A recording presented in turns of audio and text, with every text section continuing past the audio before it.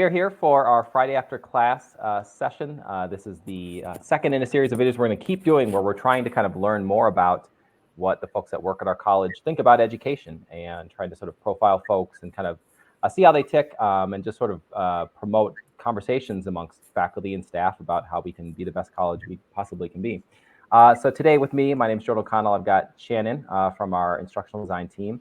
And we are going to offer a series of questions to Mariann Fant, who's a speech instructor at our community college. Speech, what else do you teach, Mariann? What do you teach a bunch? I also teach diversity in the media and workplace communications. And are there other plans? Are there any other classes that you have sort of an eye on potentially teaching in the future at all? Well, I did just, with the group, develop a new course guide for a new course called Mass Communication, like Intro to Mass Communication. So it'll be similar to my Diversity in the Media course, but just maybe less of a focus on that, like explicitly diversity, marginalized perspectives. And then Jeff is always wanting me to teach composition, but I'm always saying, you know, I'm okay. Interesting. Okay. Interesting. Okay. Huh. That'll be interesting to see how, and I know that a lot of our comp instructors are thinking about, like with all these AI chatbots, like how do I start to teach differently as a result? So I know I came to you recently to ask how you're doing this speeches with students online, because I want to do more, I'm doing more oral assessment. And so that was super useful. So I love this concept, and Travis came up with this concept of this Friday after class of just let's find out what each other are doing. Right, and so we can sort of help each other be the best teachers we can be. In that spirit, I know I'm dominating Shannon. Shannon's going to jump in here just a second, but I love this first question that I think we tend to ask people, all the people we interview. And Mariann, can you tell us about a teacher who changed your life? I think that's a great place to start. It could be a teacher that you had as a student or a teacher that you've worked with. Right. Well, if we're going that route, well, I guess so. I mean, the one that always immediately comes to mind whenever I think about like who is influencing or kind of who's on my shoulder when I'm developing my lessons and thinking about my policies is Ashley Coker at Ball State University. She was both my speech coach and also I had like 2 classes with her, and I took, I think, communication theory with her and also like the advanced presentational speaking class with her. And so I think that she just really changed the way that, like, I don't know, maybe not changed the way, but she was the first professor who I really felt like she was talking directly to us. Like it didn't feel scripted. It always felt very real. And she was always so like spent a lot of time getting to know us. And I think at first you think that, oh, wow, she's just a fun teacher. But now I realize that I think that really made a difference in how people interacted with the class to begin with. And so to me, that's kind of what I try to carry out in my classes is, and I mean, especially thinking about communication topics and intro communication topics like public speaking, like, if you really wanted to, you could go learn online, right? Like you could go find YouTube videos, you could go look at the textbook. It's free, it's online, right? And so what am I as somebody, like as a student who's entering my classroom, like what do I offer? Like how am I making their educational experience different and special? And so I think that I got that from her of how, like, why is this specific class right here with these people, with this teacher, why does this matter? And why is it like different than what I could just get on my own? That's awesome. Nice. So when you're in your classroom, what's like one thing that you do to try to get that? So I have carried on her tradition of attendance questions. So I always start class with some sort of attendance question. And I would say a majority of them are more just like personal for fun questions, like tell me about your pets. What's the longest line you've ever waited in and why? What is a tradition that you and your family have or friends, you know? So those kinds of questions, sometimes they're related to class. Sometimes I make it as kind of like a intro activity to start us off, but you know, they don't really take very much time. And I just think that it has a significant impact by the end of the semester. So you call it an attendance question. Do you assign points to that, or do you just, is it just a conversation you're having in class, or do they actually submit something? No. Yep. No, it's what we have in class. I will admit I haven't thought of a great alternative for this for my online students. Mm. So this is really just for my in-person students. That's my biggest struggle, I would say, to bring that like sentiment, everything I just said, into the online environment has been a lot more difficult. I will say I started more independent discussion boards online, and I think that has made a difference. Like rather than like whole class discussions, it's like every 2 weeks we have a discussion conversation. So sometimes those can be, more personalized. Nice. Very cool. Can I jump in with a quick question, Shannon? What is the longest line you've ever been in, and what was it for? I like that question a lot. I think it has to be for a roller coaster. Like I know that's probably a typical answer, but I will say Cedar Point in Ohio is like the mecca of roller coasters. And so there was one that I waited in that had some sort of record. And I remember we waited for at least 2 hours and we were so close. And then they closed it down for the day. So that's one that sticks out in my head as like a very disappointing line experience. I cannot imagine waiting in line that long for something that you're on for like 2 seconds. I know. Tell it to the Taylor Swift fans who've been in line for like 6 months or whatever. It's true. This is true. All right. What's the next question? Is it me or you? I think it's you, and I think you should pick the one that you wanted to go with that you mentioned earlier, probably. Okay. Do you have any opinions that might be considered unpopular with regards to education or teaching or students or anything in that area? Yeah, I have 2. Okay. So I think the first one, and I don't know if this is generational or not, but kind of going back to that, like personalized, I felt like I was like really on the same page with my instructor. And part of that, like most of my instructors when I was an undergrad did not require us to use their last name. Like they encouraged us to use their first names. And so that is something that I do as well. I say that they can, call me, Professor Fant or Instructor Fant or whatever, but that really, if we're going to be spending 16 weeks together, like I see that as one way I can communicate that, like, I want you to talk to me like I'm a real person. Like I want you to come to me like I'm a real person and not like your boss. Yeah. And I mean, that definitely does have some like downsides as well. Don't get me wrong, but I still think that it has more positives than negatives. And kind of maybe along those same lines is I hear this sentiment of, like we're preparing our students for the real world. Like I need, like the classroom should be reflective of the real world. And I don't always 100% agree with that. Like part of me is like, well, actually like we're learning about the real world. And so like, how can I create a space where like, actually, maybe we don't have to experience all the harshness of the real world yet, right? Because we're going through like, kind of either vulnerable, difficult, challenging, like experiences in the classroom. So personally, I'm like, I don't want to make unrealistic expectations, but at the same time, like, I don't want them to think that I'm just this like strict supervisor with like no care in the world, right? So I think that sometimes my policies and the way I interact with students are impacted by that kind of shift. Yeah. I do think approachability goes a long way. It can be hard enough to get students to come when they have questions or they don't understand something. And so anytime you could do anything to kind of tear down those barriers, it's useful.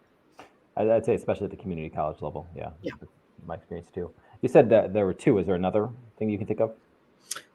Well, the calling me by my first name, and then kind of along with that of like, I don't know, like explicitly would be like, I don't know, with deadlines and late work. I know like a common sentiment I hear is like, well, you have deadlines in your work that you have to. Got it. So so some of my policies are just kind of impacted by this idea of like, well, yeah, but also like we're the pre-step to the real world. It's like the you can make practice the space. mistakes. Right. Yeah. Yeah. I gotcha. Okay, that's cool. You kind of tackled two of our questions, which is awesome. I'm gonna ask another fun question. You mentioned Spotify before we started recording. If you could see any musician or band performing or not performing, alive or dead, who would you see and why? Well, I have already seen Janelle Monáe in concert. She was my top artist for my Spotify Unwrapped. However, I really have always wanted to see a concert at the Red Rock Amphitheater in Colorado. Sure.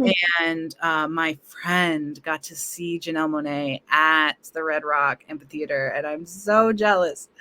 So I would love that. But in general, I just want to see somebody at the Red Rock Amphitheater. And then, but somebody who's dead, this is maybe generic, but my grandma was obsessed with Elvis Presley. Nice. And so I don't know. I want to know like why was she so obsessed, right? That's awesome. That's cool. Red Rocks is pretty awesome. Yeah, I haven't been there either. That would be a very cool experience. Let's see. What is the most recent thing you've changed your mind about in your professional work? Actually, Jordan, you had a big influence on me. I changed a major policy that I've never had before, where I have a part of the grade explicitly, like a part of the weighted grade is attendance and participation.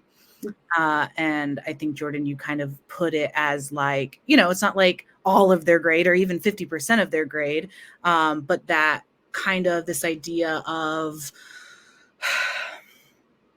like, we do important work in class and it's okay, if you have to miss sometimes, like it's real life. Yep. But like, I am not going to be the moderator of like what counts as excused and not excused. Like, regardless of like why you're gone, we did work.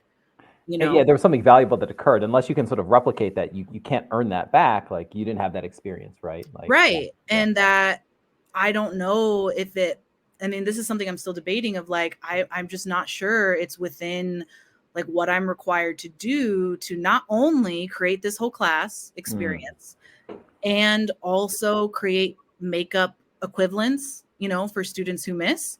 And so it's kind of like, you're here, you're not.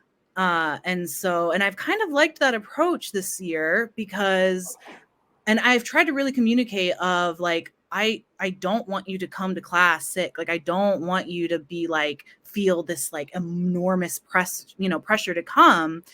It's just like 20% of the grade. Like it's just one part. There are 30 something days, in the whole semester. And so missing one or even two is not going to be a big deal on your grade whatsoever.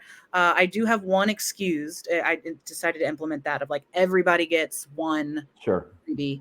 And then aside from that, it's and there's room to play with that. Like maybe you do 2 blanket days where it's no questions asked, you earn the points back. It's still that same principle of like this class is valuable and it can't just be sort of a blank check potentially, right? And then you sort of disincentivize the very human impulse to say, I'm just not feeling up for it today, or like it's a little extra nudge to get them into the classroom to participate. Well, to get the valuable stuff out of it. The biggest thing has been for me, what I really like is this again, like I am not the judge and jury on like what counts as excused or not excused, and like I don't like it's just expected that you're there, and then I do record all of my classes, so like if they want, like they can, they can get caught up. Like it's not that they're also at a disadvantage. Like I don't think that's true. Right. And I think the major reason I decided to do that, partially because of you, Jordan, but also because I was thinking about my online classes and I'm like, their credit hours are by like doing these assignments and reading and, whatever else I decide to put into the course module. Right. And so it almost felt like my in-person classes were doing more work because I was like, so not only are they putting in these 3 hours during the week, but they're also going home and doing some of these assignments, not all of them, but some of them. And so instead I'm like, well, no, like we can lower the amount of assignments. And like, if you signed up for a fully in-person class, like this is where we do the work. And so, right. Like that makes sense to me, like in terms of like, where do the hours come from? Like where, like how much effort and time are you putting into this course? And if you signed up for a fully in-person class, then it happens in class. Right. And you have to be there. And if you wanted the online experience, the asynchronous, you would have chosen that option. Right. And there are those options. That's interesting. Yeah. Keep playing with it. That's really, really cool. What's your perspective on that, Shannon? Well, I was actually going to ask, are you doing like a flipped classroom approach in order to kind of make enough time in your class, in your in-person class to do the work for students to get that done? I am still working on that component where I think it's almost kind of like I'm maybe making a slower transition and not completely flipping it yet, but I like that idea. And I want to move. I think the short answer is I want to move towards more of that. And I think this is my first step in doing that. Of if you sign up for an in-person class, there's a lot we can do together that doesn't just include me talking at you the entire time. Because otherwise, you can watch the video. Right. And I mean, I do think that there is value in, like, for me, I think I learn much better when somebody's explaining it to me as opposed to just reading it in the book. So like, I do think that there is some inherent value to me explaining the content that they could find in the book. But I want to do less of that and more like creation, I guess, like more creation when we're in class and content, like downloading content on your own time, perhaps. Yeah. And I think flipped classrooms are going to become even more popular in English and composition courses and anywhere where AI is going to be heavily used. So, the more we can do in class, the better. And even especially at community college level, I think being able to walk around a room and help students as they're in it, when they're trying to write a thesis statement or trying to build a speech or whatever it is that they're doing, I think is really the most benefit for the students. Yeah. And I think it especially, Shannon, we've had this conversation before, but like, because I have so many different formats, like not just online, not just in person, but hybrid as well, like having that foundation of the shell, like in Brightspace and deciding, maybe what to take out or, whatever based on the format is ultimately probably going to be helpful to me anyways. Yeah. Yeah. Having that fully asynchronous online shell and then being able to pull out what you don't need for hybrid or in person is ideal. Yep. Yeah. The only thing I run into is my synchronous Zoom classes where I can't be walking around. Right. So I'm like, what do I do then? Right. So I don't know. Breakout rooms, I guess. Well, no, but they're all in the same room. So they can't. Oh, that's right. That's right. Stuff. That's the hardest environment to teach in. Yeah, that's terrible. That's a challenge. Terrible. There you go. That's a good way to put it. Challenging. It's a huge challenge. Yeah. We have on our quality course design site, actually Caleb programmed for us that course workload estimator, which is really useful. And not for you, Mariann, but just everyone has to think about this in terms of what format am I teaching and how am I delivering sort of an equivalent but different experience based on this format and also hitting those hours and stuff. And that's a nice tool because it lets you sort of customize how am I actually doing this? Are we actually meeting or not? And you can have that confidence of direct versus indirect instruction. I'm hitting it, even though the courses are obviously different. Like it's an equivalent experience, but it's a different experience. Last question. Should we move on to Shannon? Sure. I think we should ask about a book. You asked about the book. I still want to ask the last question I want to get to. Okay. You ask your book question. Okay. Do you have a book that you have read that you like to tell people about? Like if people are asking you for a recommendation, what would you tell them? Right. For a fun read. A fun one? Okay. Let me pull up my Libby app. Well, actually, this will be my time to promote Libby. I feel like most people don't know about it, and I'm just spreading the good word of the public library app, completely free. Yep. All you need is your library card, and you get access to all of these audiobooks for free, and you are supporting your public library. So that is my pitch for that. Nice. And I don't know how it works there, but in Pennsylvania, you can actually join some of the larger library systems, even if they're not where you live directly. So I can be part of the Pittsburgh library system and the Philadelphia library system. Yes. And then like I still have my library card from Indiana. So like I still have that. And I have a friend who works at a library in New York and I have that library card. Nice. So yeah, no, it's great. Okay. Do you read the book on your phone, Mariann? I listen to my books now. Okay, and you can do that through the Libby app. Yep. That's Okay. mostly why I got it. Okay. Was for that. Okay, I'm just gonna have to go with one that I don't know if it's fun. I mean, it is fiction, but it's something that I think about. It just comes up in my mind a lot. Is Parable of the Sower by Octavia Butler, and she just has this like, I feel like almost like haunting but engaging type of writing. And in the like, well, it was supposed to be a trilogy, but she died before the third book. But in the second book, there's even a president that has the phrase "Make America Great Again." And she wrote this book like in the 90s, or I don't know, right? Like a long time ago. And so it's just a little like, whoa, that's wild. So yeah, I really like it. I mean, Octavia Butler. So nice. It's been on my want to read list on Goodreads for a while. The only one I've read of her is Kindred, which I love. Yes, that's also good. Have you seen? There's like a TV series. Yes, yeah, and it's good. I mean, they did a good job with it. It's not an easy thing to try to recreate. No, and they modernized it, and I kind of liked it. Yeah, I did too. Yeah. Nice. The "Make America Great Again" I think was a Reagan slogan, so she probably would have been thinking about Reagan a little bit, but yeah, prescient. Last question. I like this question. We haven't asked this question of anyone yet, and I sort of had this earmarked for you. I'm very curious what your thoughts are. So here's the question, Mariann. Is this generation of students or learners meaningfully different from previous generations of learners? If so, how, why? Does it matter? Does it not matter?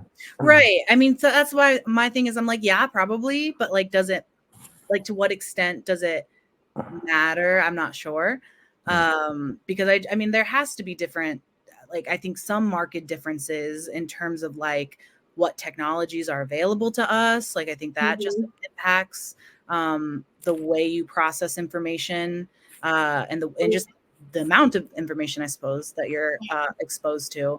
But consume it is different. Right. And so, and I also think that there's like pessimistic ways to look at it and optimistic ways to look at it. And so, I don't know, part of me wonders, and again, so maybe this is a more pessimistic way of looking at it, but part of me has noticed, especially with like the high school, because I work with a lot of high schoolers. Right. So the high schoolers that I work with,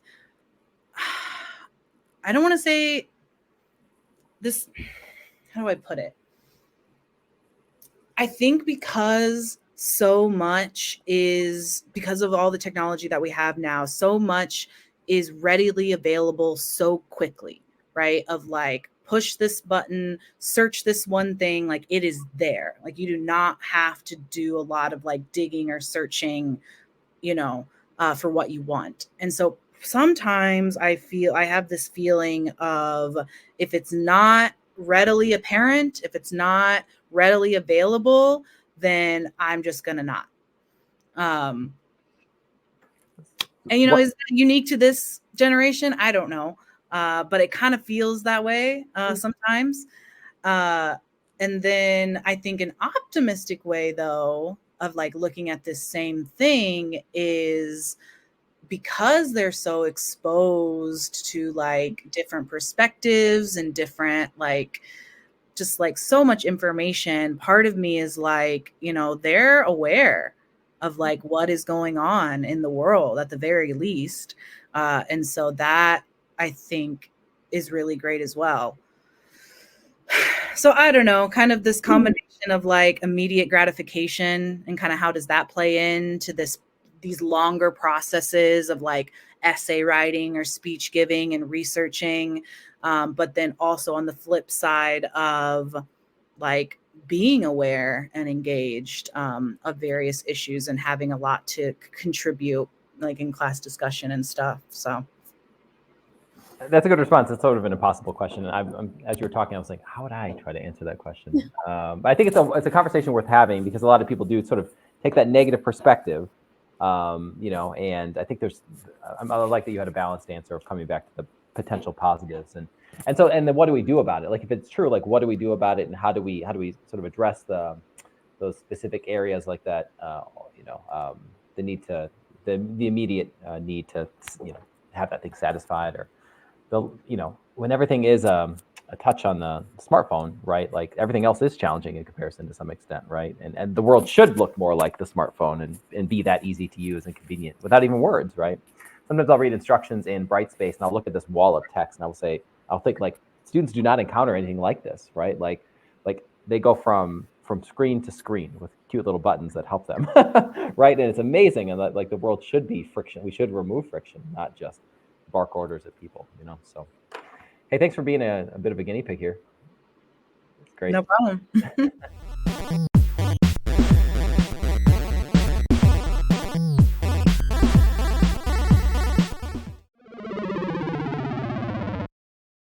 Game over.